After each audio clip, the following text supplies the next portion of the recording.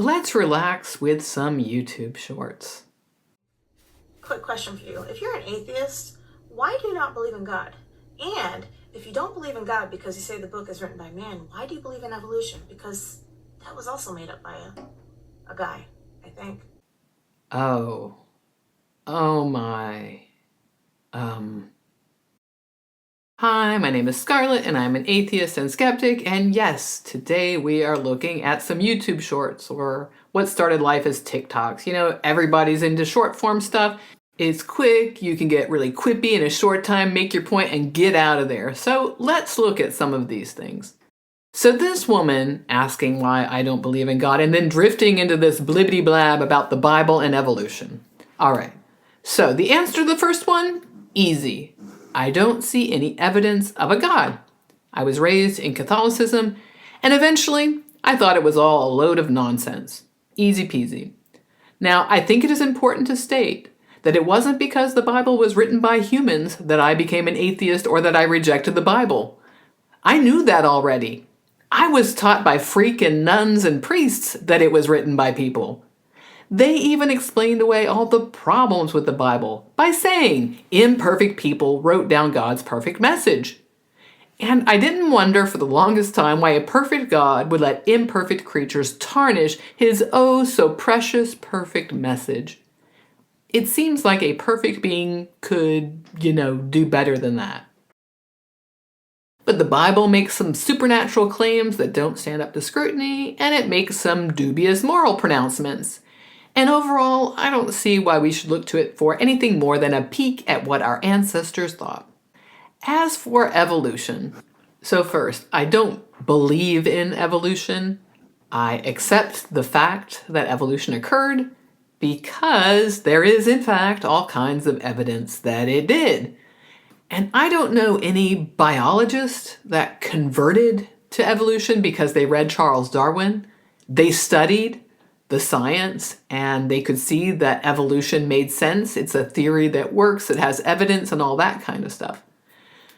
So I also think it's important to note that Darwin didn't make up evolution. He used evidence for the ideas that he lays out in his books, plural. And also it's important to say that evolution as a theory has evolved, lol, since his time. It's not Darwinism, it's evolution, and there's evidence for it. I think I've said enough on that. Anyway, I don't think atheists are out here saying they don't believe in the Bible because people wrote it. I think the only reason someone would even say this is because a Christian claims that God dictated the Bible to Moses, or that the Bible is perfect because God had a hand in it. I think this short owes its creation to the success of apologists at creating an equivalency between science, or really just evolution, and the Bible. Somehow the only reason people might be atheists is because they accept evolution. But I accepted evolution when I was still a Catholic. I learned it in the same Catholic school that made me go to Mass once a week and taught me that the Pope is infallible. And do I have to state the obvious? People can write things that are correct and things that are wrong, and sometimes it's a mix of both. There can be parts that are misleading. I mean, this is just basic literacy at this point. What you have to say is, how does the writing stand up to scrutiny? What is the evidence that makes that writing true? And of course, we're talking nonfiction, because fiction can do anything you want. And guess where the Bible fits in? All right, who's next? When I look at reality around me, when I look at the creation of the universe, or the fact that the universe exists, the fine-tuning, the more objective moral values, when I look at what appears to be design in life and where life came from, when I look at consciousness and free will and the laws of logic and our ability to reason, I think anybody coming onto a debate stage has to give causes for why those things exist. Aw, Frank Turek, dude gets around. And I have to say, he is very good at what he does. Obfuscating, using confirmation bias, strapping on his deflection armor. I know this is a clip from a longer talk he did, but we're only going to deal with this one snippet, and it's not unique to Frank. I have seen lots of Christians say that you need to be able to account for all these things that they claim their God explains. It is always amazing to me how much more informed atheists are expected to be than any Christian kneeling in prayer or listening to some god-awful Christian pop music. Did anyone become a Christian because of the supposed fine-tuning of the universe or the laws of logic? Hell no. Not even William Lane Craig, i.e. Low Bar Bill, who runs around talking about the Kalam, or Matt Slick, who touts the transcendental argument.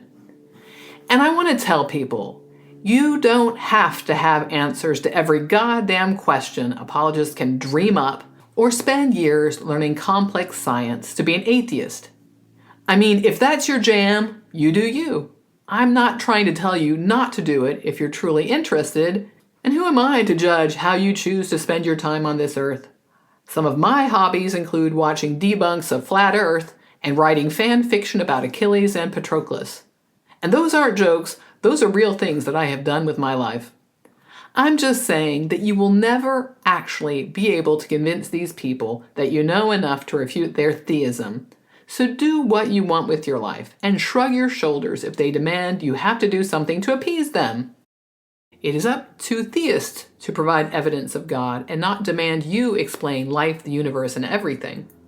What Frank is basically insinuating is he can explain all of these with his religion, and if you step onto the debate stage and can't explain all this stuff, you lose. And by extension, if you are an atheist and don't know the answer, you shouldn't be an atheist. You should consider his position. But this isn't really evidence of God, and saying God explains them doesn't demonstrate God. And anyway, there are explanations out there, even if any given atheist is not an expert on them. So really, Frank is using a God of the Gaps argument here. Okay, so enough said, let's look at everything we need to know. So we have to give causes for why these things exist.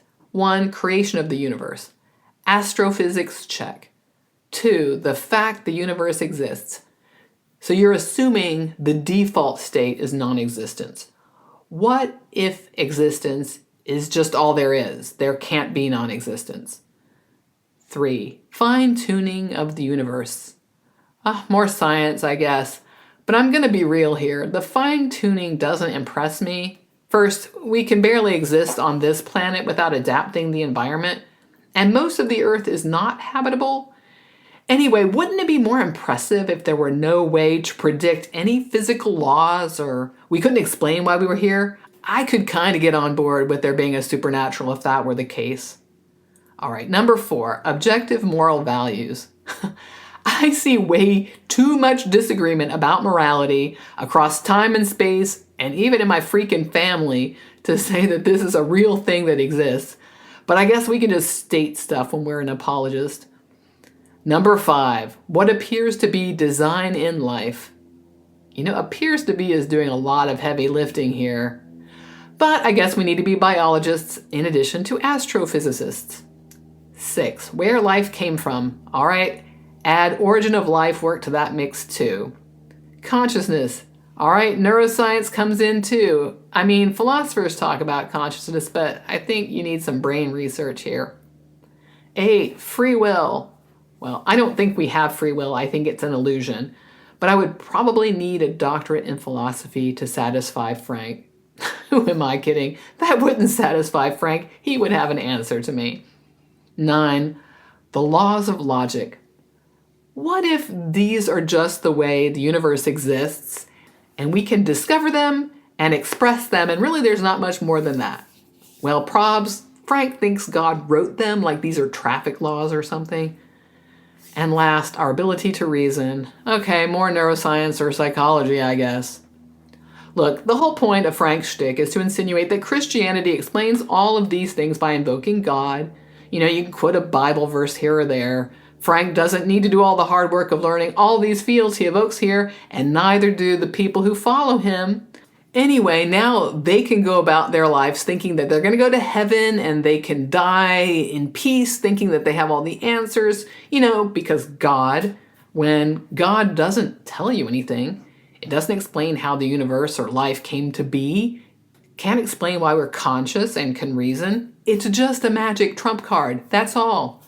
So Christians can accept God because they felt happy in an altar call, but I have to be an expert in all kinds of fields because they're stuck on the idea that their magic dude does the real. All right, I'm walking away now. Who's next? So I've got 3 questions that I want to ask atheists, and these aren't gotcha questions. I sincerely want to know, sincerely want to know the answer to these questions. First question is, do you believe that God does not exist? So you kind of either have that belief or you don't. This is the most awkward way to state an atheistic position. And of course, it's a setup for a gotcha.